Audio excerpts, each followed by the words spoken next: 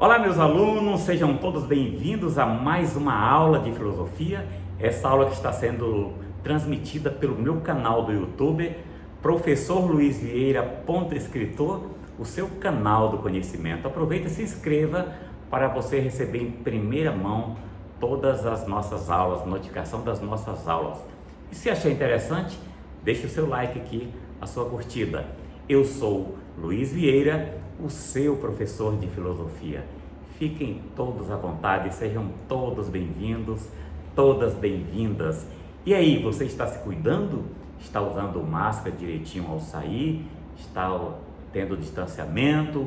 Está deixando de se aglomerar? Vamos nos cuidar porque a pandemia está aí, voltou com tudo e nós temos que cuidar da gente, de quem nós amamos, cuidamos uns dos outros para proteger a nossa espécie.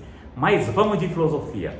Na nossa aula passada nós começamos a falar sobre a formação do Estado Nacional. Toda a Idade Média, Idade Antiga, Idade Média, prevalecia aí os estados monárquicos, né? Os impérios, a crença de que o rei era empossado por Deus, ninguém poderia contestá-lo.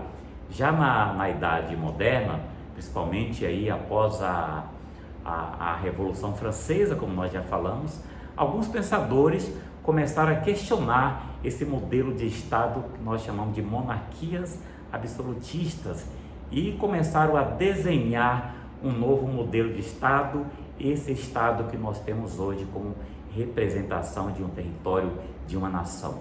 Então nós falamos, quem não assistiu pode voltar lá no meu canal e assistir novamente essa aula. Nós falamos que as primeiras concepções de Estado, elas foram construídas por filósofos. E ainda tem gente que pergunta, para que estudar filosofia, professor Luiz Vieira? Olha só recordando um pouquinho, nós vimos que o Estado moderno, essa estrutura de Estado como nós temos em qualquer lugar do mundo que tenha uma república democrática, ela tem esse modelo que é a divisão entre os poderes que são executivo, vamos recordar, executivo, legislativo e judiciário. São três poderes harmônicos entre si, quer dizer, eles têm que viver harmonia, não pode ficar brigando um com o outro, como aqui no Brasil está acontecendo atualmente, alguns sem noção aí atacando o poder judiciário sem nem saber do que está falando, e ao mesmo tempo que eles são harmônicos, eles são independentes entre si. Então, está aí duas características importantes para que haja essa estrutura de Estado moderno. É a divisão dos três poderes e que tem essas duas características, a harmonia entre si e a independência, ou seja, não há nenhum poder mais importante do que o outro. Judiciário, executivo, legislativo, eles têm papéis diferentes, mas estão ali nivelados em questão de importância. Ninguém pode dizer assim, o executivo tem mais poder, ou quem manda na coisa toda é o judiciário, não. Ok?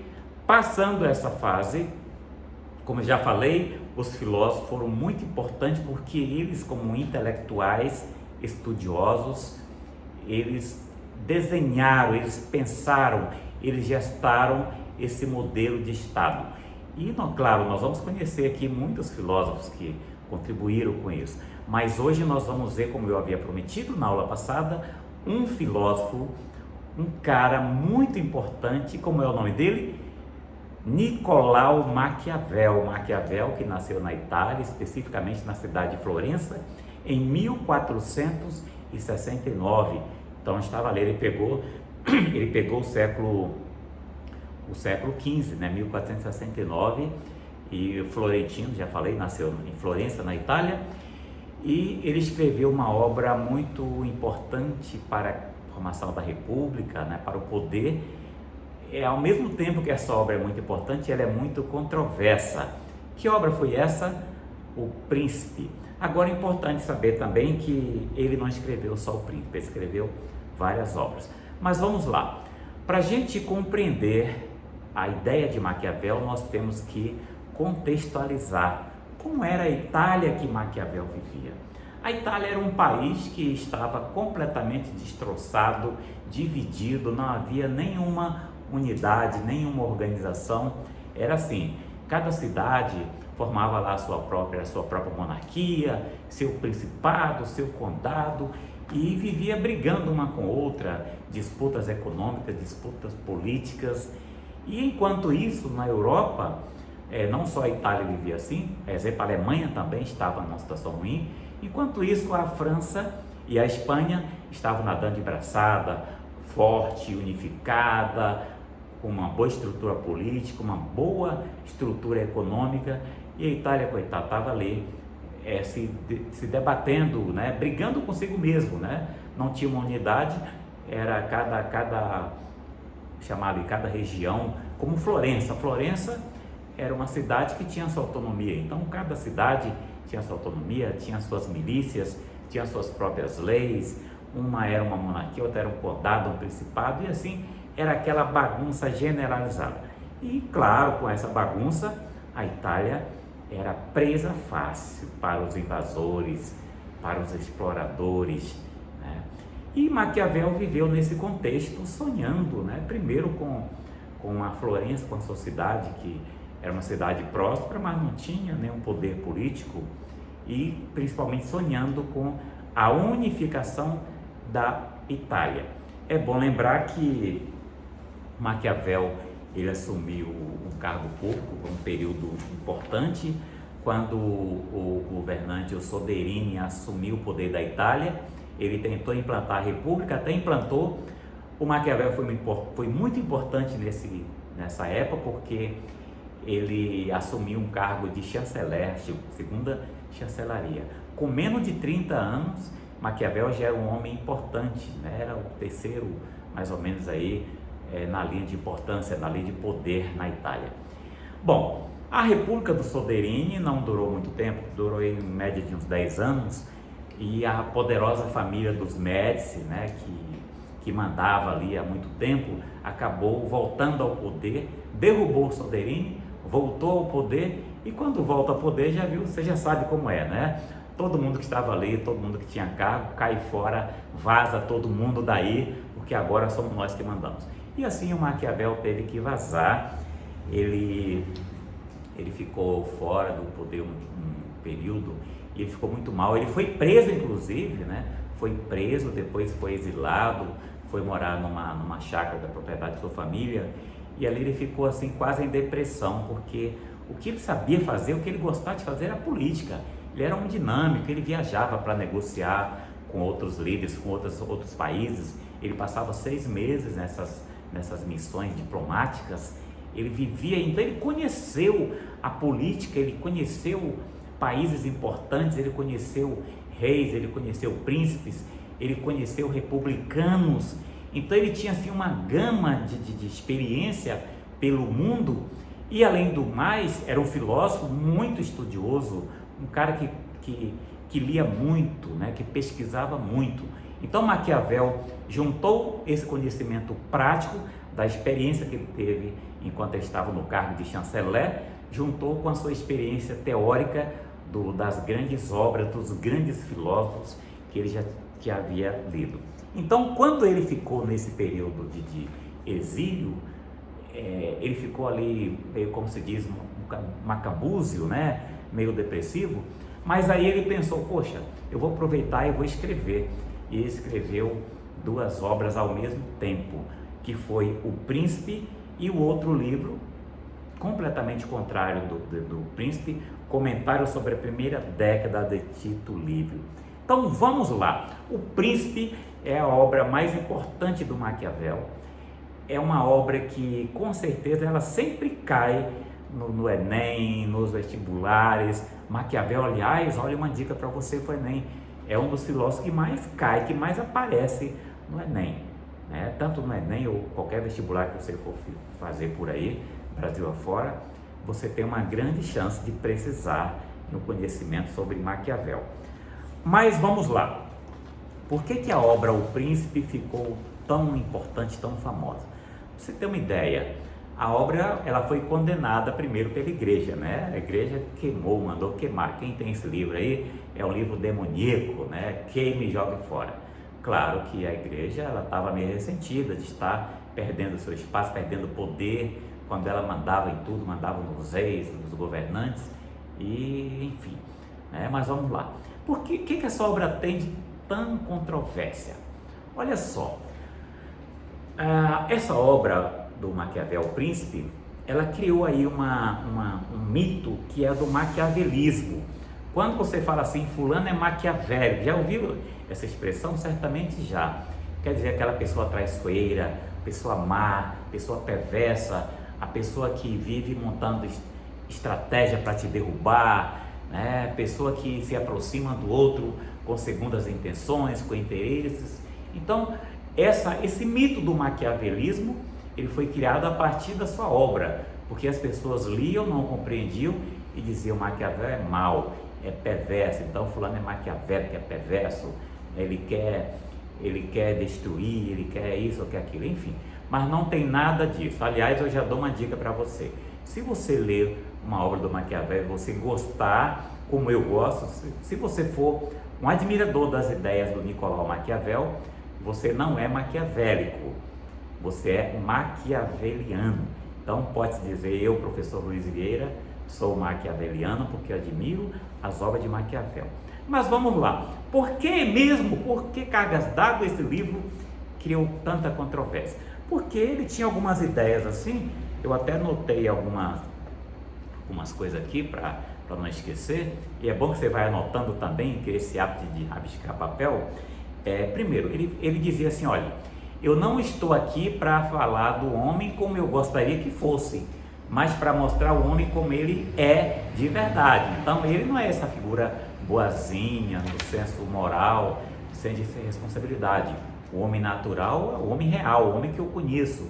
E nem estou aqui para teorizar uma monarquia como eu gostaria que fosse, ou uma república como eu gostaria que fosse, mas eu estou aqui para mostrar o poder como ele é de fato. Gente, é muito bacana, a gente se empolga quando começa a falar nessas ideias do Maquiavel.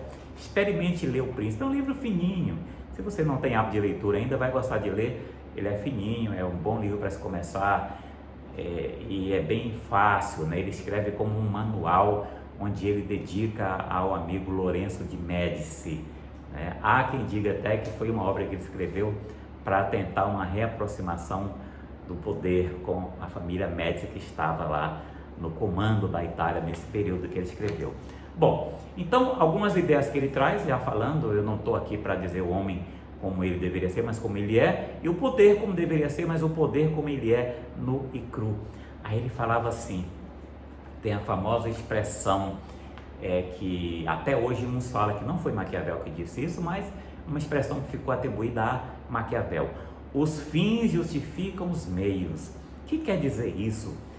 Maquiavel quer dizer o seguinte: se você tem o objetivo de unificar o Estado, se você tem o objetivo de tirar o Estado, no caso a Itália, o país, do buraco que ele havia, é legítimo que um príncipe use todos os recursos, inclusive a violência. Olha só, Maquiavel estava falando de um país, de uma realidade, de uma Itália toda destruída, destroçada, dividida, onde qualquer milícia chegava ali e tomava conta, onde qualquer aventureiro chegava ali e fazia guerra, matava muita gente, saqueava. Então ele fala, se for para acabar com isso, se for para unificar, o uso da violência pelo Estado é legítimo. Então, por isso, os fins justificam os meios. Se tiver que fazer uma guerra para ocupar o território, para tomar de volta, para tirar da mão desses tiranos, e essa guerra tiver que morrer 1.000 pessoas, mas se for para evitar a morte de 20, 30 mil, é melhor que faça a guerra. Por isso, o fim, que é a guerra, ou o mal, que é o fim em si, ele se justifica. Aliás, o meio, que é a guerra, o uso da força, o uso da maldade é como meio. Esse meio se justifica porque tem um fim nobre, que é salvar vidas, que é de unificar o país. E aí vem uma outra questão polêmica do livro dele. Ele faz uma pergunta: é mais importante ser temido ou ser amado? E aí ele responde: o bom mesmo era que o príncipe, o governante, pudesse ser amado e temido, mas como isso não é possível, é melhor que ele seja temido, porque amor, ele se sustenta em base frágil. O amor existe enquanto há essa troca. Eu tenho algum interesse no poder, eu estou amando aqui o meu governante. No dia que o governante contrariar os meus interesses pessoais, eu passo a odiar. Então ele fala o amor, não, o amor é frágil, e o príncipe que governar baseado no amor, ele vai cair mais cedo ou mais tarde. Por isso que é importante ele ser temido, porque quando você teme, você pensa 10 vezes antes de tentar qualquer golpe contra aquele governante. Então, gente, essas ideias que ele coloca, por isso que muita gente fala assim, esse cara é o demônio, né? Mas não é. Ele escreveu baseado naquele contexto que ele viu, que ele viveu, que ele conhecia, ideias onde ele colocava ali para se reconquistar a Itália, tirar a Itália das garras dos aventureiros, dos déspotas, dos ditadores, dos absolutistas e construir um país unificado. Lá na frente eu vou mostrar aqui Maquiavel, apesar de parecer ser assim um tirano, mas ele se mostrou ser um grande republicano. Você vai ver isso na sua segunda obra, onde ele escreveu ao mesmo tempo. Então Maquiavel não se contradiz quando ele escreveu a obra Comentário sobre a primeira década de Tito Livio. Comentário sobre a primeira década de Tito Livio. Esse nome quase não sai, é um título grande, né? Você vai ver que ele se mostra assim um estadista republicano, um democrático, onde ele reconhece que o poder do povo, a soberania do povo é mais importante. Há quem diga também que a obra de Maquiavel, O Príncipe, foi um manual para mostrar para a sociedade, para mostrar para o povo como os governantes agiam, né? O uso da força, o uso da maldade, foi um presente ao povo para você entender o que passa pela cabeça do governante. Por isso que, olha, existe mais de 50 interpretações, existe tese de doutorado, gente tentando explicar a obra de Maquiavel. Apesar de ser tão simples, não é tentando explicar, são versões diferentes, são entendimentos diferentes. Bom, uma outra coisa polêmica também, Maquiavel dizia assim, lembrei aqui, o homem deve ter a astúcia de uma raposa para fugir das armadilhas e a força do lobo, né? A força do lobo ou do leão. Ele sempre, às vezes umas pessoas usam lobo ou leão, mas na obra ele fala assim, esses dois animais, né, um tem a força e o outro tem a astúcia. Então o governante ele deve ter essa força e astúcia para ele continuar no poder. Ele fala, se um governante for bonzinho o tempo todo, ele não dura no poder, e aí ele vai cair, o príncipe cai e abre espaço para os tiranos, os aventureiros. E assim sucessivamente.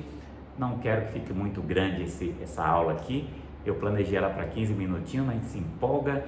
Então, gente, procure ler, baixe aí na internet algum trecho do Nicolau Maquiavel, clique lá no Google, O Príncipe Maquiavel, você vai ver aí alguns vídeos, alguns textos, pode ir direto no YouTube também, vai aparecer alguns vídeos bem interessantes sobre esse grande filósofo que deixou uma grande contribuição para a construção do Estado moderno. Ficamos por aqui, até a próxima aula e aproveite, se gostou, deixe seu like e não se esqueça, se inscreva no nosso canal, é de graça, não custa nada, gente, é só clicar ali, você vai receber todas as notificações. Daqui para frente, esse será o seu canal do conhecimento. Forte abraço a todos e até a próxima aula com muito mais aprendizagem.